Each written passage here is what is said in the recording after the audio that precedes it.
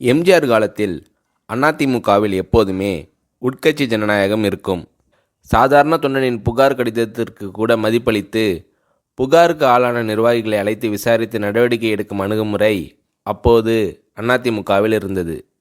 செயற்குழு பொதுக்குழு கூட்டங்களில் அமைச்சர்கள், தலைமை கழக நிர்வாகிகள் மீது கூட கடுமையான விமர்சன கருத்துக்கள் அனுமதிக்கப்படும். 1976ஆம் ஆண்டு செப்டம்பர் மாதம் கோயம்புத்தூர் நகரில் நடைபெற்ற பொதுக்குழுவில் நிகழ்ந்தது. 1972இல் தொடங்கப்பட்ட அதிமுகவின் சட்டத்திட்ட விதிகள் அந்த பொதுக்குழுவில்தான் முழுமையான ஒப்புதல் பெற்று நடைமுறைக்கு வந்தது.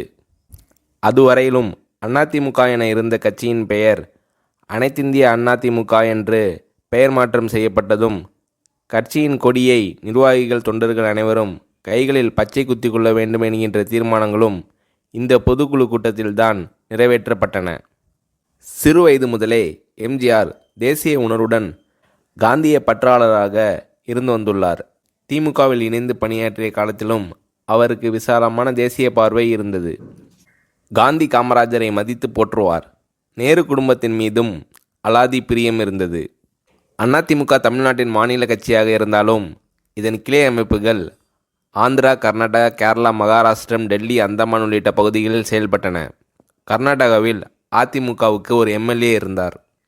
பெங்களூர் மாநகராட்சியில் கவுன்சிலர்கள் சிலரும் வெற்றி பெற்றிருந்தனர்.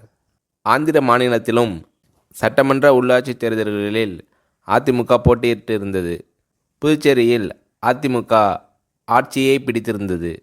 இதன் அடிப்படையில் கட்சியை அனைத்திந்திய அதிமுக என்ற பெயரில் தேசிய கட்சியாக முன்னெடுக்க புரட்சித் தலைவர் எம்ஜிஆர் அவர்கள் முடிவெடுத்தார்.